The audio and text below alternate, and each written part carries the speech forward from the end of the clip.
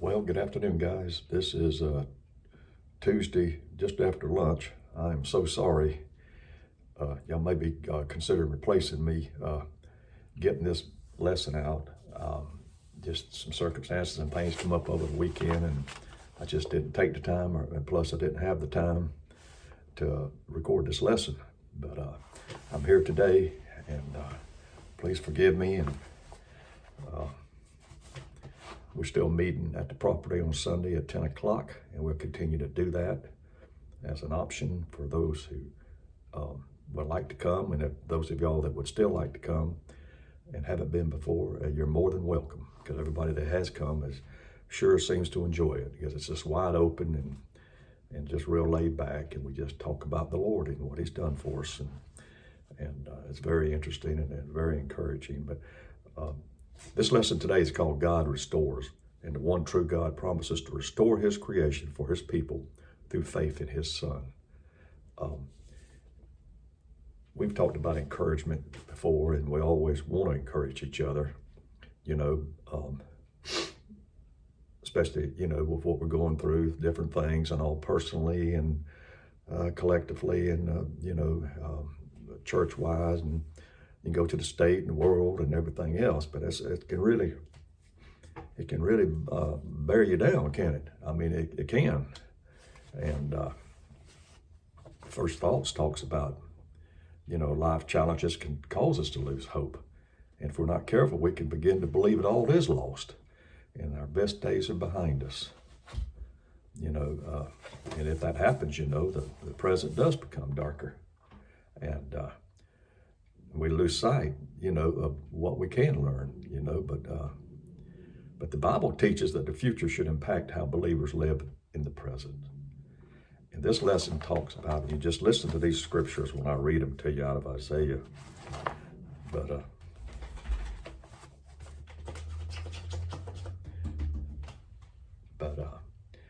they just really draw the picture of what is to come for us believers. What is to come after we're gone from here, after our life ends here and we spend life in eternity, what it's going to be like. And that right there, guys, God means for that to be an encouragement to how it is here. Now, He knows it's not a surprise to Him, the things and all we're going through, and it's not going to get any better, I don't feel. But, at the same time, He wants us just to hang on, keep our eyes on Him, and be encouraged, not by the world and everything that's going on in the world today. That's not encouraging. That's, if anything, it's discouraging, isn't it? But by what's to come for us in eternity, what He has in store for us. So we hang on and persevere and keep on keeping on. That should encourage us to live our life, pleasing to the Lord, by, and keep on keeping on. Don't give up hope. Don't give up. Be encouraged by God's words, and we all know they're true. We can't count on the world and all the other outlets in the world, because they're going to shoot you a line, right? I mean, they're going to make you're just going to feel good or whatever, and all the different things that goes on, But His word is steadfast and true. We can put our money on it. We can take it to the bank, because His words are true. And there's no ifs, ands, or buts about that. That's just a constant point. So we can believe and rely and trust and have faith in His words. But it's just an encouraging lesson. Listen to these scriptures. It's from Isaiah. Let's see what chapter 65, verses 17 to 25. For I will create a new heaven and a new earth. The past events will not be remembered or come to mind. Then be glad and rejoice forever in what I am creating. For I will create Jerusalem to be a joy and its people to be a delight. I will rejoice in Jerusalem and be glad in my people. The sound of weeping and crying will no longer be heard in her. In her, a nursing infant will no longer live only a few days, or an old man not live out his days. Indeed, the one who dies at 100 years old will be mourned as a young man, and the one who misses 100 years will be considered cursed. People will build houses and live in them. They will plant vineyards and eat their fruit. They will not build and others live in them. They will not plant and others eat. For my people's lives will be like the lifetime of a tree. My chosen ones will fully enjoy the work of their hands. They will not labor without success or bear children destined for disaster, for they will be a people blessed by the Lord along with their descendants. Even before they call, I will answer. While they are still speaking, I will hear. The wolf and the lamb will feed together, and the lion will eat straw like cattle, but the serpent's food will be dust. They will not do what is evil or destroy on my entire holy mountain, says the Lord. Like I said, these words should be very encouraging to us and just, something we can hold on to. And even in spite of everything that, like I said earlier, that's going on today. And there's a lot of mess going on, doom and gloom. All the news outlets and all of the advertisement and this and that and everything else. All the people in so-called authority, But, and it'll bog you down if you let it. Now, that's the key. We need to not let that cloud our outlook or to get us down. We need to always keep our eyes focused on the Lord, and especially his words, what he says, and what he says is going to happen. And just because it hasn't happened doesn't mean it's not. He's going to return. Now, we don't know when, but he will return. What he says he's going to do, he will do. These things about, eternal, after we leave this place and go to be with the Lord, these things that he said we're going to experience, they will happen. They will come to pass. So we can always just bank on that, that it will come to pass. But it's talking about a place of joy.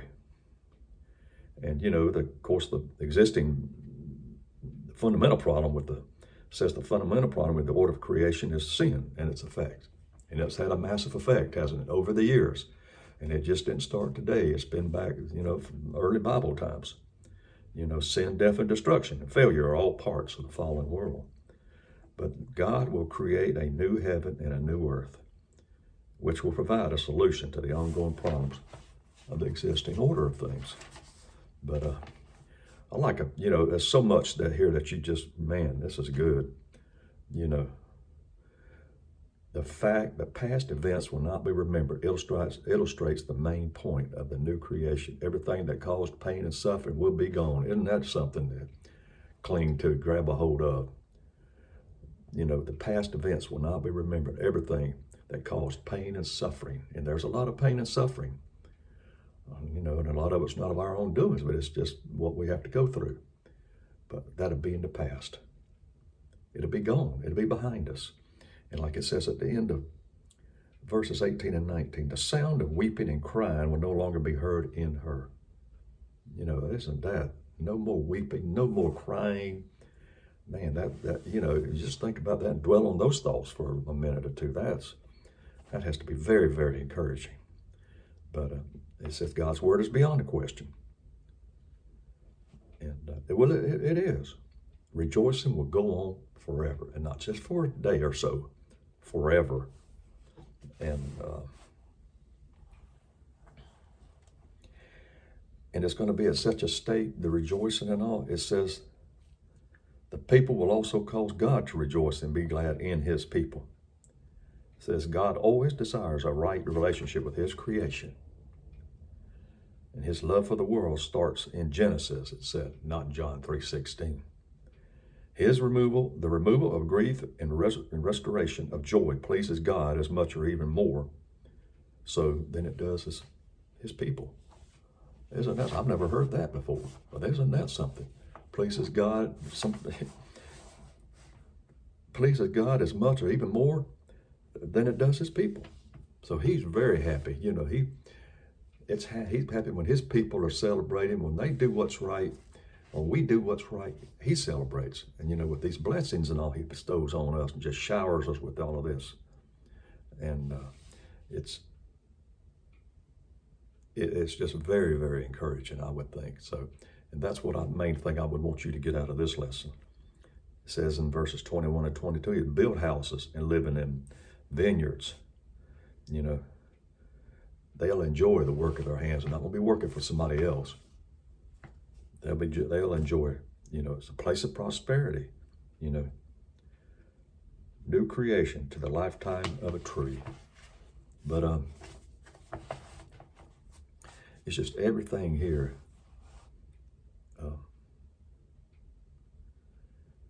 It's just very positive. It's just light. No darkness, no evil, no, evil thoughts or actions or words or anything. And it says we spend our lives building sandcastles only to have them washed away by the cyclical tide. Said Isaiah stated that in the new creation, the sense of life is fleeting, will no longer be an issue. Like the tree that outlives many generations, so too will be the lives of the people in the new heavens and earth.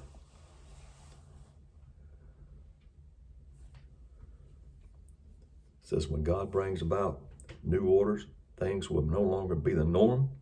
Labor will be successful, lives will be long, a life with no guarantees will become a life of guaranteed blessings.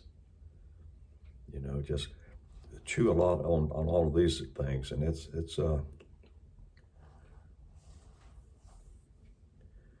success in every case would be the norm. People will be blessed by the Lord. Said humanity will not and cannot bring it about. Only God's actions will produce this blessed state. He's in control. He's still in control. We're the recipients of all the blessings, but he's still in control. He calls the shots, and he follows through with what he says he's going to do. We've already discussed that, and that's just a constant. That's going to happen. But he's the orchestrator, and we're the recipient of all these blessings. And I mean, I just think of a place illuminated in light. An evangelist years ago, I've mentioned this before, lived in a 2-storied house when he was younger, I believe. And he told us, he said, man, at night, I don't care what my electric bill was, I turned on every light in the house. Even the rooms that we never go in, I turned on all the lights. I wanted it lit up. I don't want any darkness.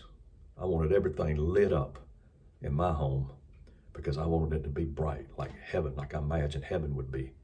Isn't that a neat thought? Because at night, we don't always light up all. We don't light up every room. I have a little lamp. We have lamps, and I'm talking about he puts on the overhead, turns on the overhead light, really illuminates the room. Can you imagine in a 2-storied home? How bright that is, but that's the way he said he wanted it, because it reminded him of heaven and the brightness and light. And that's what all of this should, all of these thoughts in these verses should remind us of brightness and light. A place of peace. Isn't that a nice place? A place of peace. It says in the new creation, God will answer before the people call. He will hear them while they are still speaking. No longer will the people of God have trouble knowing whether or not God hears their prayers. Access to God will be certain. The people and their requests will be in line with God's own heart. And even like in verse 25, even animals will get along. Can you imagine? They don't get along now, do they? We know that. But the wolf and the lamb will feed together, and the lion will eat straw. That's not going on right now, is it? But that will with this new creation. The world of sin will be transformed to a world of peace. And boy, that's comforting, isn't it? That is just really comforting and enlightening. But it says that fear will be gone because death will be gone. Even the serpents, talking about back in the Garden of Eden and all the other circumstances and occasions since then. The serpent's food will be dust. It says, God stated that the people of God in the new creation will not do what is evil or destroy. That won't be,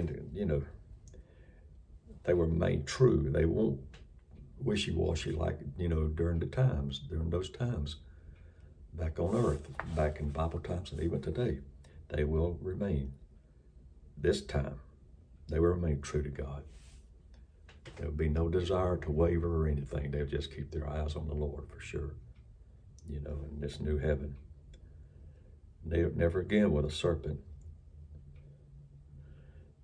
be revealed. I mean, he won't be successful like he was at one time.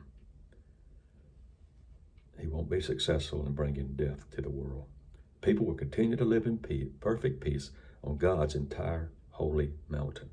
They will live in God's kingdom in the new creation, and this peaceful state will last for a little while. No, you know what it says, the very last word of the lesson. This peaceful state will last forever.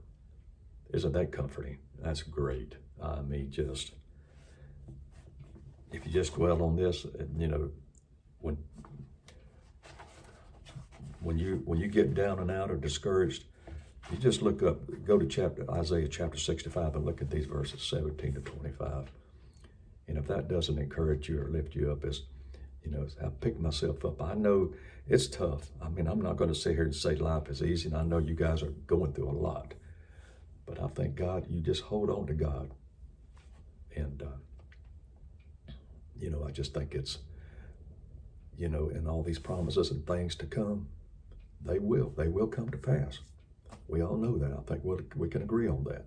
So hold on to that. Be encouraged. And I know things, and like I said, you know, we've had some of the men in our class are going through things. And I pray God's, you know, blessings and grace on each one of them, you know, and that we, it is hard, but I think we can't do it alone. And I think if we lean and trust in God, He'll see us through it. And, you know, we have this to look forward to. And that should be very encouraging, just light up our whole attitude and outlook on life to be able to withstand. That's what He wants us to do, just to use these promises as an encouragement to be able to live and tolerate and put up with what we have to put up with now. And I know it's a lot, because it is a lot, and it makes you shake your head and just wonder what in the world. But see, God's still in control, even in spite of the chaos and everything that's going on now. God is still in control. Whether people acknowledge it or not, He is. You know, that's been said before in our past lessons, whether they acknowledge Him or not. He's still in control. He will have the last word.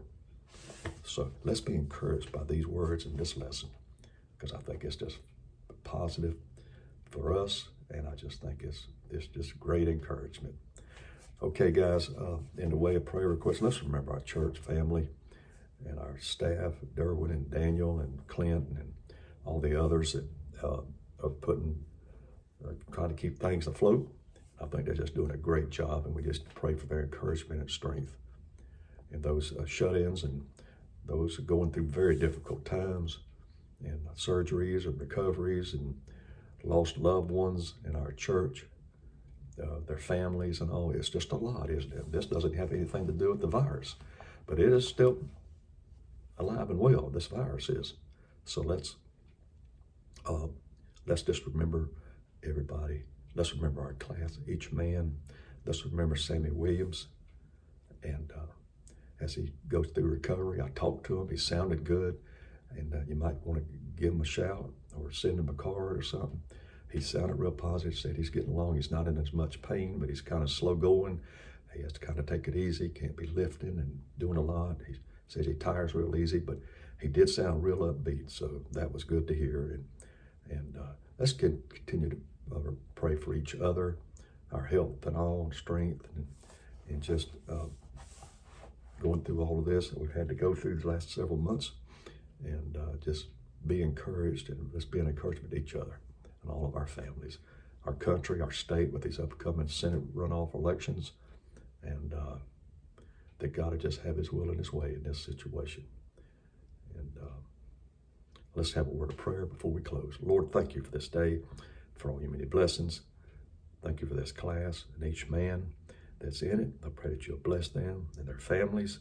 I pray especially that You be with Brother Sammy Williams, that You'll help him to feel better and not be in so much pain and discomfort, that You'll strengthen his body, and that You'll just keep him encouraged and positive about things.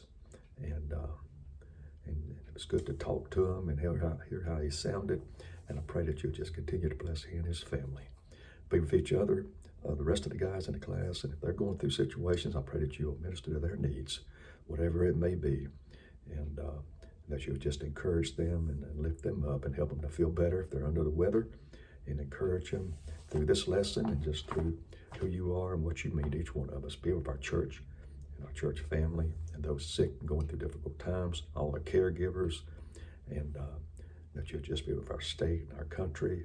And I pray especially, Father, that right now, as my daughter-in-law and son, they're in Atlanta and they're having a baby, Father, and I pray that you'll be with Allison, that you'll comfort her and help her not to be in too much discomfort as she's going into labor right now, and that you'll just be with her, and that be with the doctors and the nurses, and just have your will and your way in that situation, that you help her to have a great delivery and everything will go well in accordance to your will. Thank you again for this class and just all the many ways you bless us. Give us all a good day and a good rest of this week, and stay warm. In your name I pray, amen. Guys, thank you so much, and we'll talk to you soon. Take care.